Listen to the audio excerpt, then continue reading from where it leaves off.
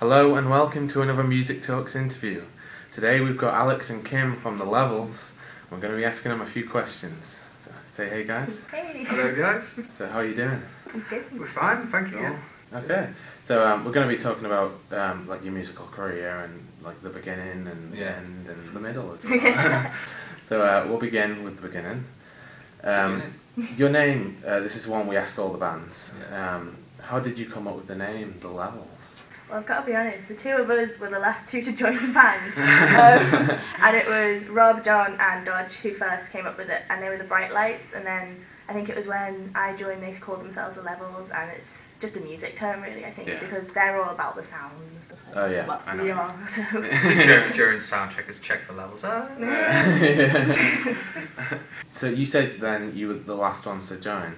How did you come into the band then? You do your story first.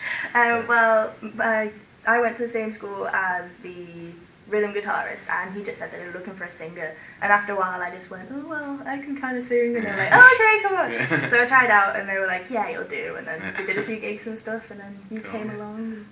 Yeah, I was in a band previous to The Levels with Rob and John, the rhythm guitarist and the drummer, and with another friend called Sam from our school.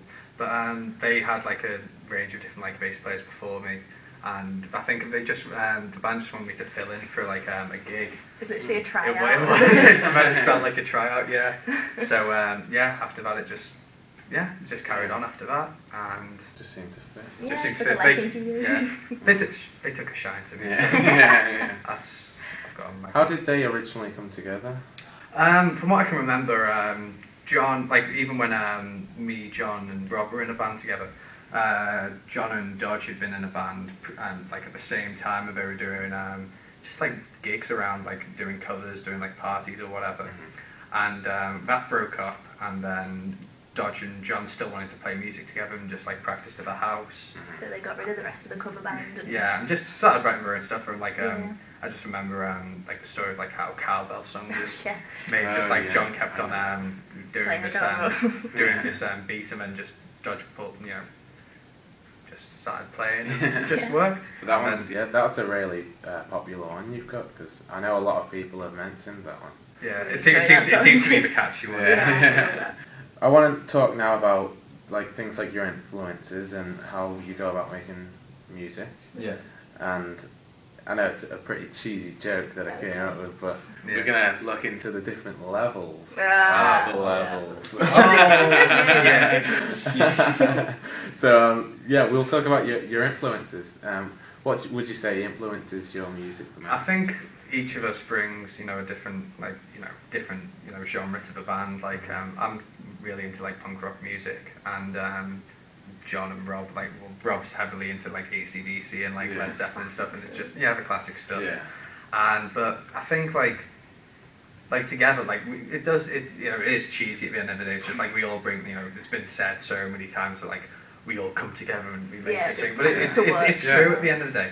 But I think like bands that like we could say what we sound like, and we try to not like we try to write songs like, but like emulate kind of their sound, is bands like Foo Fighters, Queens of the Stone Age.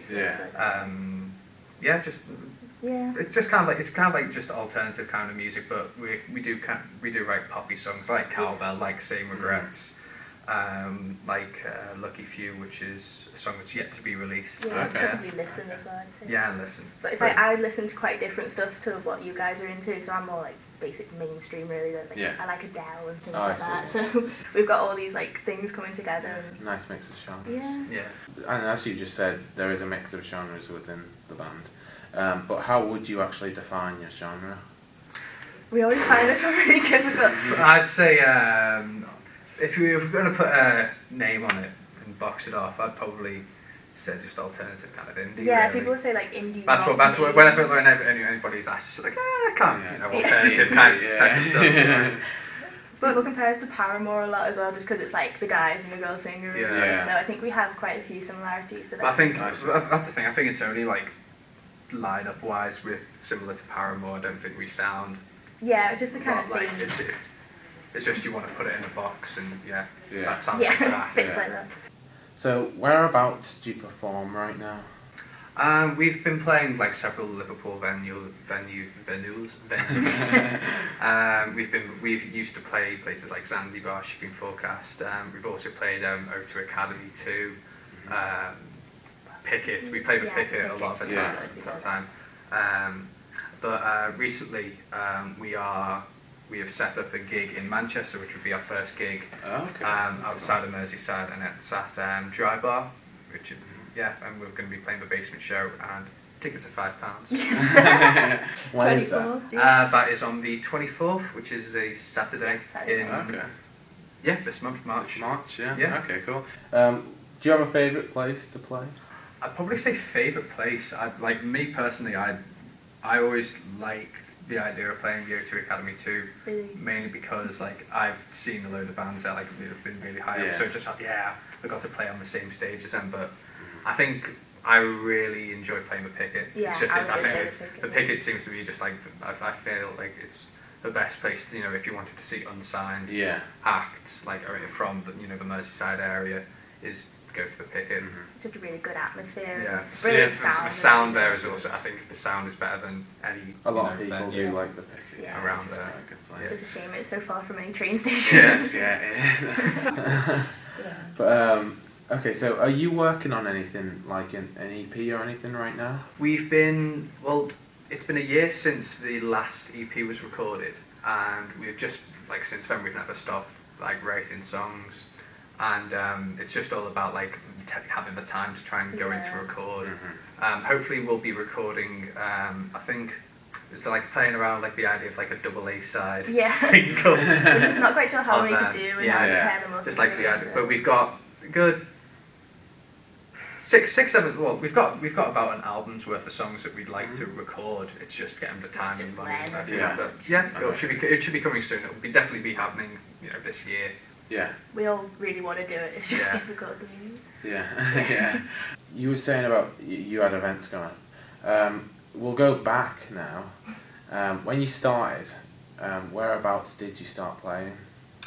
The band originally, before us joined, I remember them playing Mojos. I remember them playing Zanzibar. Yeah, just lots of Liverpool. My first gig was at the Mask, which obviously it's not open anymore, and I really like the Mask, but I think Kim's was first gig was Zanzibar, so it's just kind of just the same sort of area really, just Zanzibar.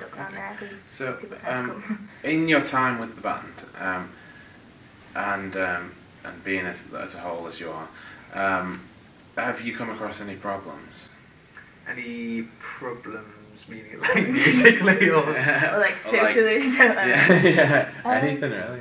I think we all get overall. Yeah, there's never been any spats really. There's just been.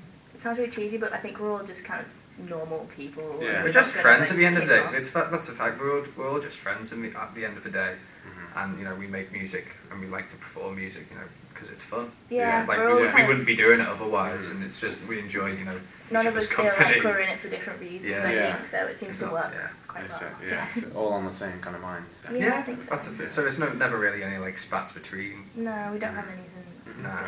So if you had to give some advice to a new band, what would you tell them?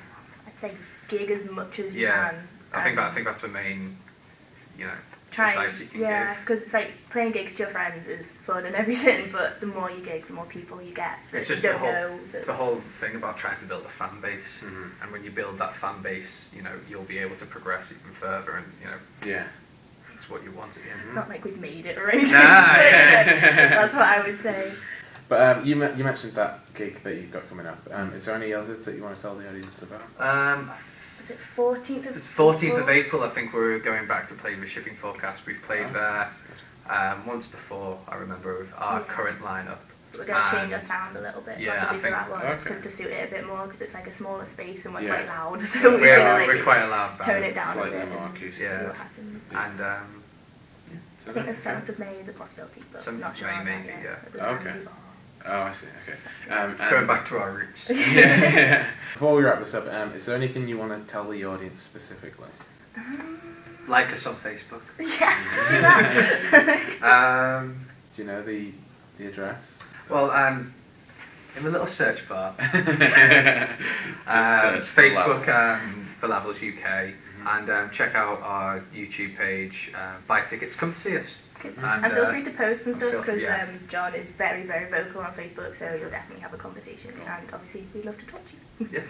Well, it was great to have you guys. No, thank you so much. Thank you for having us. Okay, so lastly, as with all of the interviews, can you just can you look into the camera and say, "We are the Levels, and this is Music Talks."